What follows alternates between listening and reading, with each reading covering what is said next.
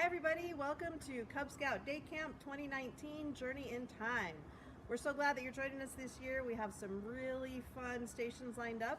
And as a council committee, we're very grateful for your willingness to come and volunteer for a day and teach one of our stations to the Cub Scouts and the Wright Council.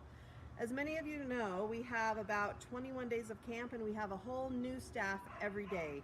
So it's really important that you take time to learn about your station ahead of time so that you feel prepared and comfortable before you start teaching the Cubs. So thanks for watching these training videos. Here are some tips to make your day a great one. Please plan to arrive at your camp location at 7 a.m. on your day of camp, unless you're doing a Webelos only camp, and then you need to be there at 12 noon. Everyone will help unload the trailer and get the supplies to each station location. One of the program directors in our lovely purple shirts will be there to help direct you. They'll be setting out station flags, hopefully before you're ready to go find your place, if not at the same time you're trying to find your place. But we will have maps and schedules for you, so just ask anyone in a purple shirt and they can tell you where to take your stuff. So locate your tote. It'll be labeled like this one.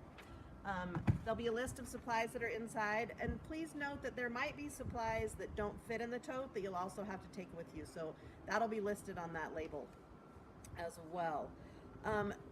You're more than welcome to bring a lawn chair so you can have a seat throughout the day if you'd like, and bring your water bottle and your lunch.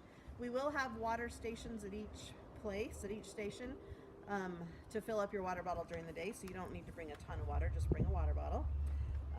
Most locations have lots of trees and shade, but we can't always accommodate everyone under the trees. So you're welcome to bring a pop-up canopy too if you want to. We'll also have spray bottles at each station. Sometimes it gets super hot at camp and the boys get really heated, so you can just spritz them down or spritz yourself down, and it's a nice way to cool off. Okay, let's get started on our journey in time. I just need to grab something from my backpack. Wow, what happened? I just pulled this out of my backpack, and here I am in 1903 watching Wilbur and Orville Wright take their first flight. This is the Woodcraft station for this year. You're going to help the Scouts build a biplane, and you will explain to them that on December 17th, 1903, Orville Wright piloted the first powered airplane. He flew for 12 seconds, went 120 feet, and then Wilbur, his brother, flew 3 more times that day, including a record flight of 59 seconds over a distance of 852 feet. That might not seem like a long way since we can fly across the world nowadays, but back then it was an amazing feat. So when you get there in the morning, of course, you'll help unload the trailer. Like I said earlier, you will look for the biplane tote.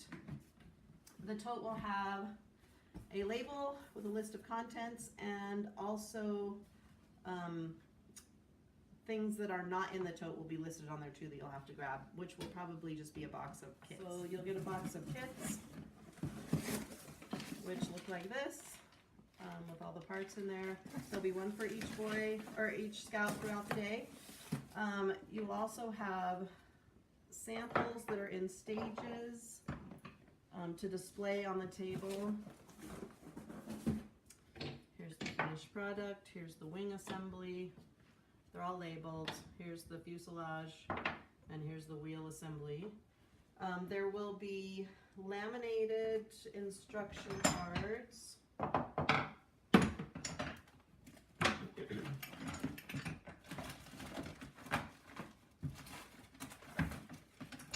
That you can lay out on the table. So just lay these out down the center of the tables so that they can kind of look at the pictures of how to do the project.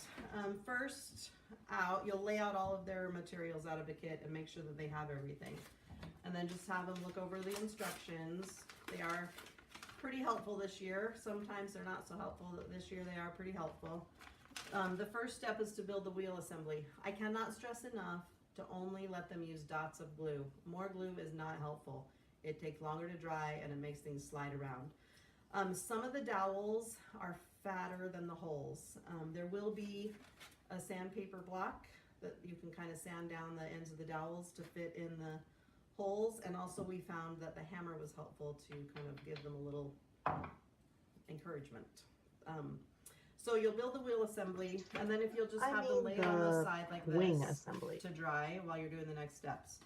Then they will build the wheel assembly. This consists of a dowel, 2 wheels, and 2 square blocks.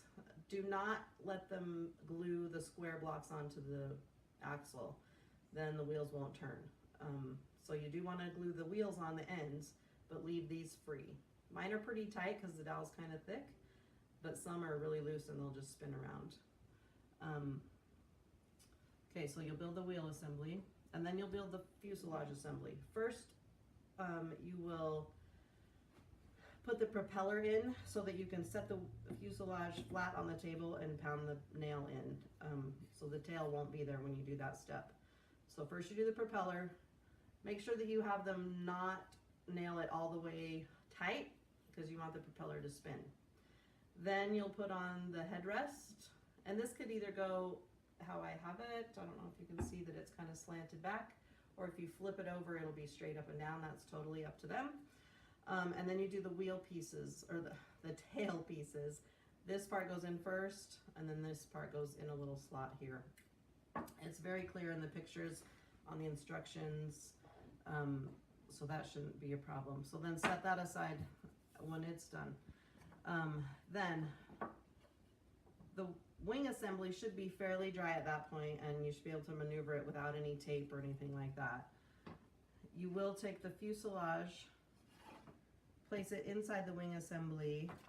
The notch will go toward the headrest, and you'll want the front of the notch to line up with the front of the seat slot. And just have them eyeball it so it's straight. Glue that on. And then this is where you'll need a couple of pieces of tape, because this will have to be turned over upside down to get the wheel assembly on. So when they glue the fuselage on, I would just put a couple of pieces of tape like this to hold the fuselage and the wings together. Then they'll turn it upside down, glue the wheel assembly on, and I found that it's best to slide these apart almost to the, to the wheels, so that the wheels don't have sideways play in them on the plane. So then you'll glue that together. And then I would suggest just leaving it upside down on the tarp for drying. We'll have a tarp sit out for a place for them to dry their airplanes. Please, when they do their wing assembly, and it's just a wing assembly, have them write their name and their pack number on the bottom, so that we don't have any lost airplanes later in the day and sad scouts. Then they can put those on the tarp and come back and pick them up at lunchtime if they're in the morning, or at the end of the day even.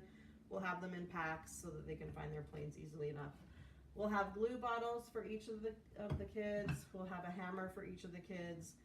We will have permanent markers for them to write their names and their pack numbers. I'll also have other colored markers if they want to decorate them at all. That's totally up to the kids. They can choose to decorate or just leave it like this. Then at the end of the day, well, let me back up. At the end of each station, you'll want to reset.